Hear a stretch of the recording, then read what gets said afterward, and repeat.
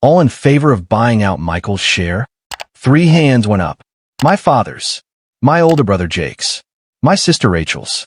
I sat there at the conference table in our family business office, watching my own family vote me out. No discussion, no warning, just a show of hands like I was some random employee they were letting go. My father didn't even look at me when he said, "Michael, we'll give you $10,000 for your share. That's more than fair considering your contribution. $10,000 for 4 years of work. For a business I'd helped build from the ground up." I didn't argue, didn't yell, just stood up, grabbed my jacket and walked out. Because here's what they didn't know. My name wasn't just on the office door.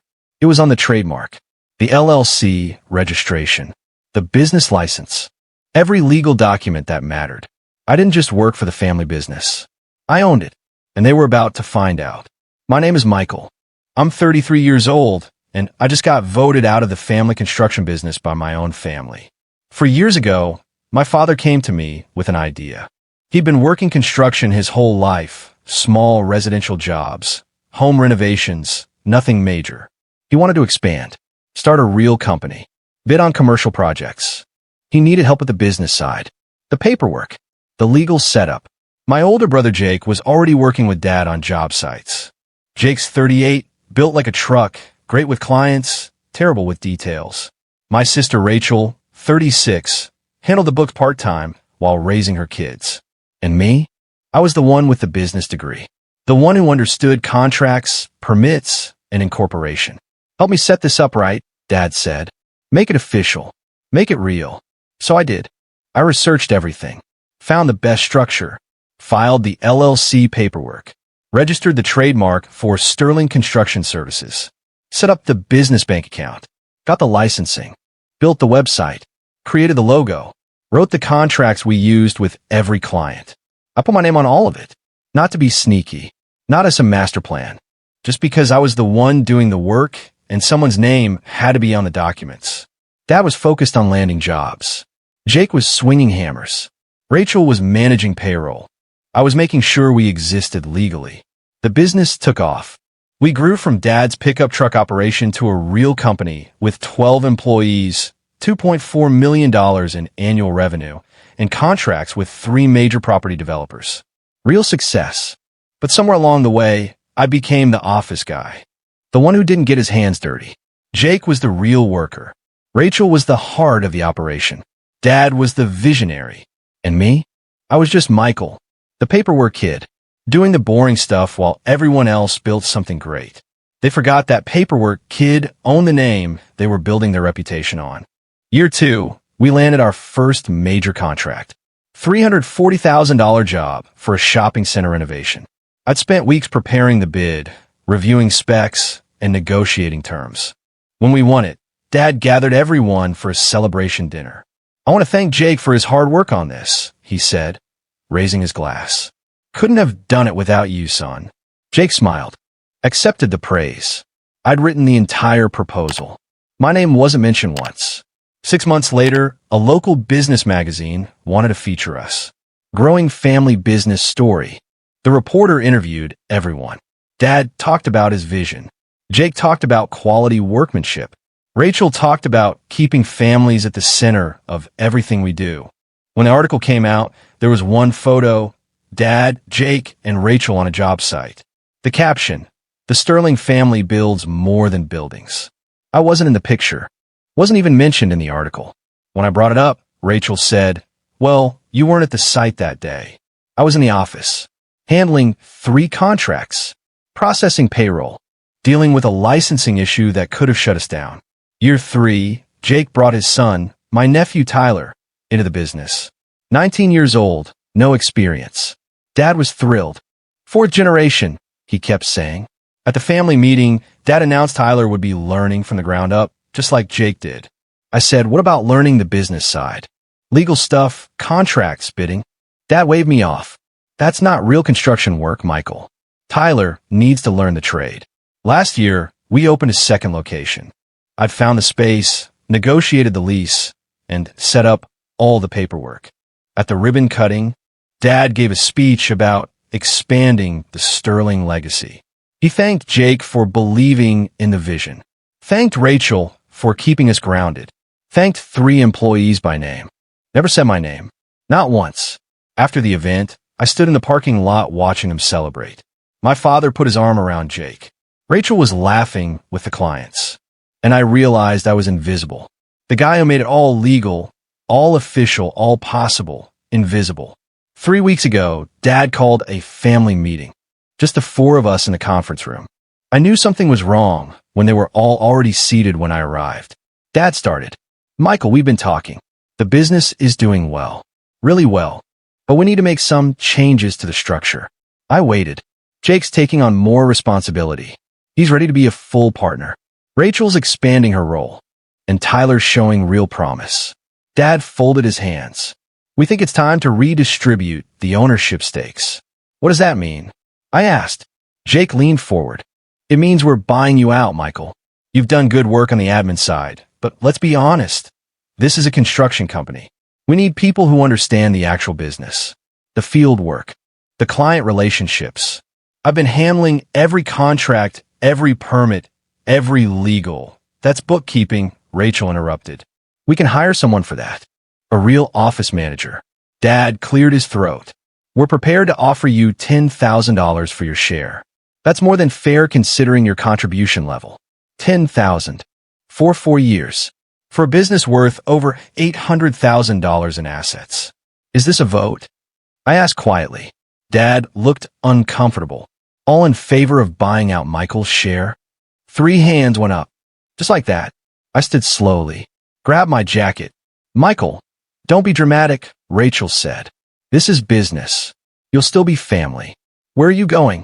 Dad asked. To talk to a lawyer, I said. Because apparently I need one. Jake laughed. Come on, man. Don't make this ugly. Just take the money and move on. You'll find another office job somewhere. I walked out. Didn't slam the door. Didn't yell. Just left. Behind me, I heard Dad say, he'll cool off. He always does. They had no idea what was coming. I didn't answer calls for 5 days. Dad called twice ton he first day. Left voicemails about not being hasty and thinking about family. I deleted them. Jake texted, don't be a baby about this. Business is business. Rachel sent a long message about how this was best for everyone, and I should be mature. She ended with, we still love you. I blocked all 3 numbers. Day 3, my nephew Tyler showed up at my apartment. Uncle Mike, everyone's worried. Dad says you're being stubborn. Tell them I'm consulting with legal counsel, I said. Then I closed the door. Day 6, Dad showed up at my apartment. I watched through the peephole as he knocked. He waited 5 minutes, then left an envelope under the door. Inside was a check for $10,000 and a note. Just sign the papers. Don't make this harder than it needs to be. I tore up the check. By day 10, they stopped trying to reach me directly. But I heard through my mom, who wasn't involved in the business, that they were getting anxious. They had contracts to sign, permits to renew. A major client meeting is scheduled, and apparently none of them could access the business bank account, or the trademark registration portal, or the LLC filing system, because all of that required my login, my authorization, my signature. The paperwork kid they dismissed suddenly became very important. Day 12, I sat on my laptop and pulled up every document that mattered. LLC registration for Sterling Construction Services, filed by Michael Sterling. Registered agent, Michael Sterling. Primary member, Michael Sterling.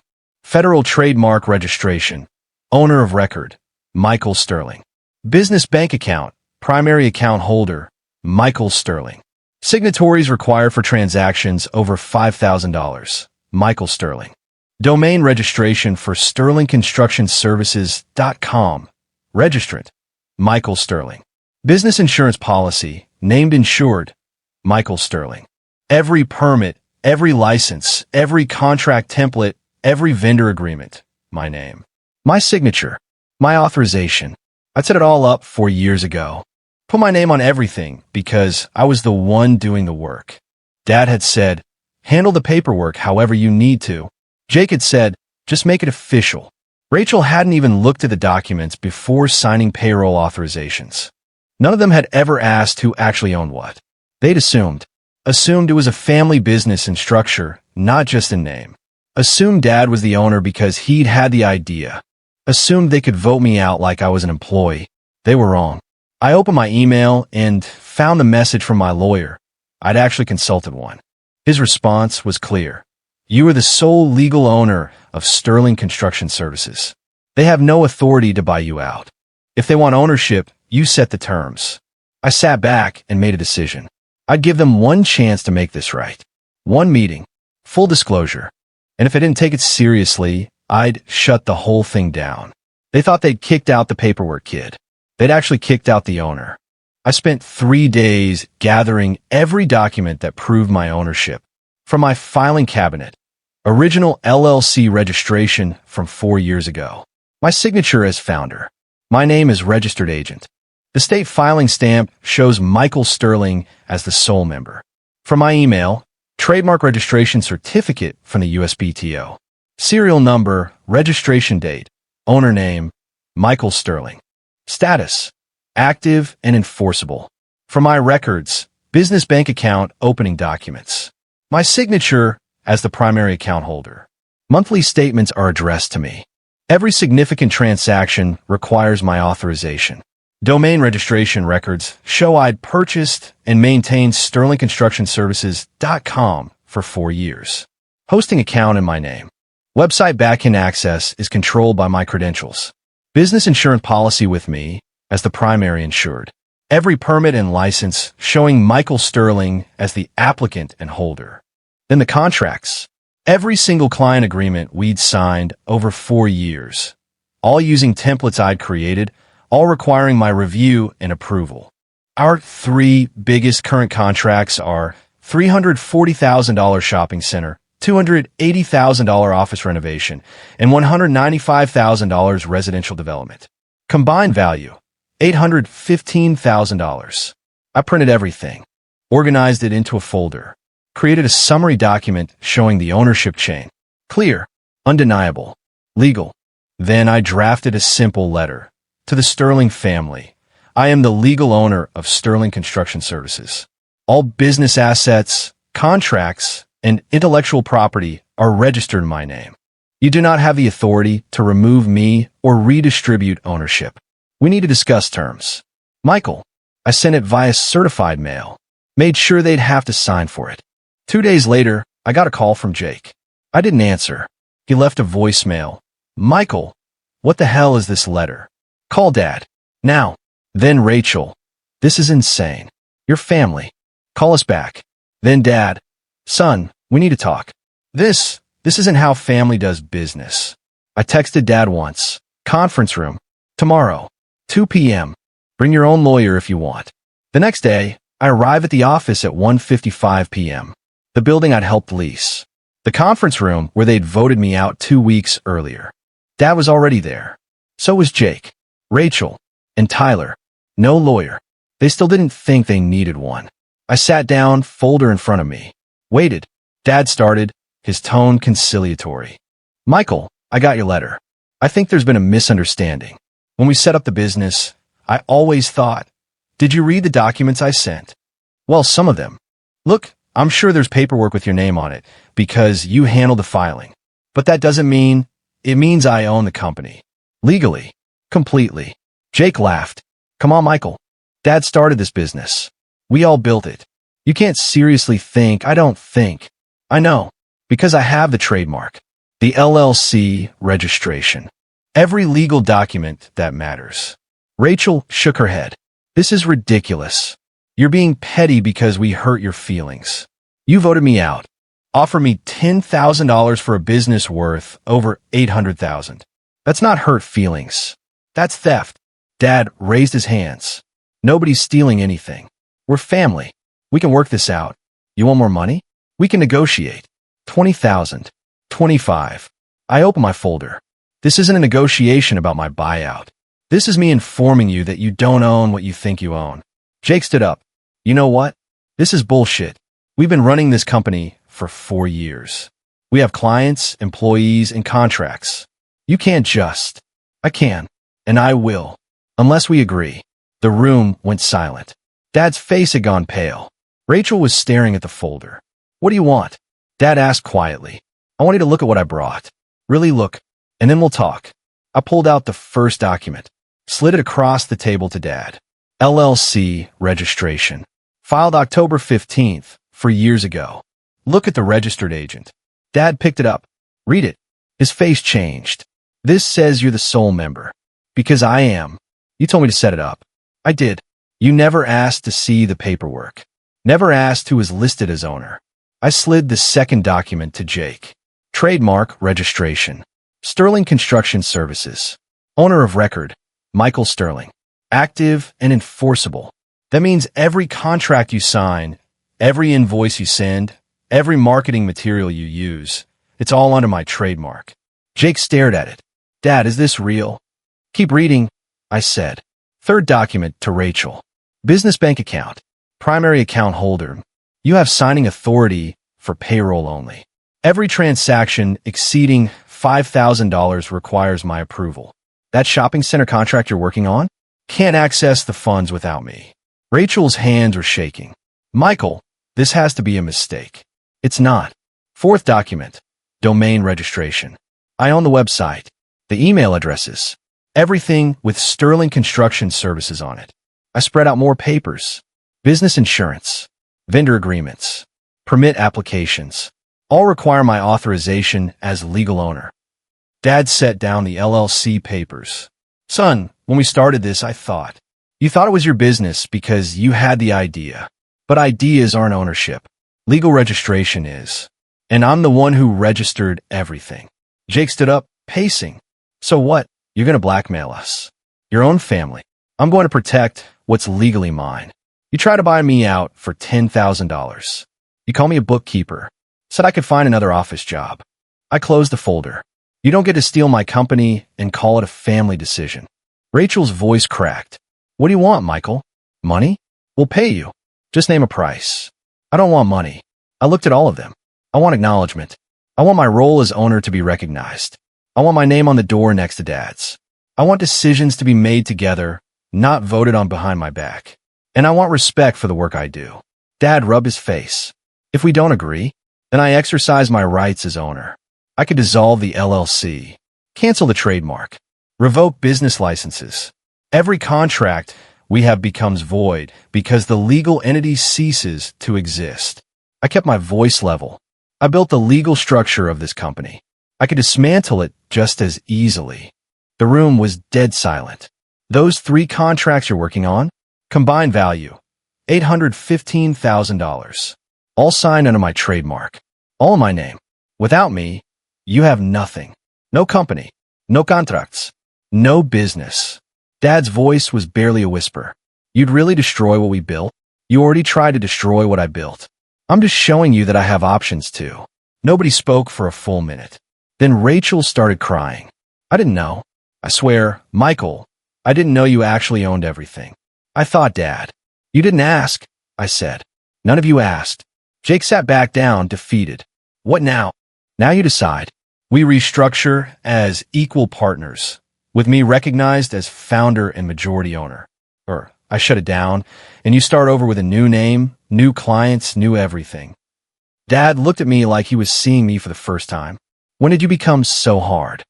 When my family voted me out of the business I created, over the next week, they tried different approaches. Dad called, wanting to talk it through as father and son. I told him to communicate through email with specific proposals. Jake sent angry texts about betrayal. I didn't respond. Rachel left voicemails apologizing, saying she'd support whatever I decided. On day 4, Dad sent a formal email with a proposal. 60% ownership to me, 40% split among the 3 of them. My name has been added to all company materials. Final say on major decisions. Salary increase to $120,000 reflecting my role. I countered 51% to me, 49% split among them. Equal decision-making on operations, but I maintain control of legal/financial matters. Title, Founder and Managing Partner. Salary, $140,000. 2 days later, Dad agreed. So did Rachel. Jake took another day, but eventually sent a one-word text. Fine. We signed new operating agreements. filed amended LLC documents, updated business cards, and a website.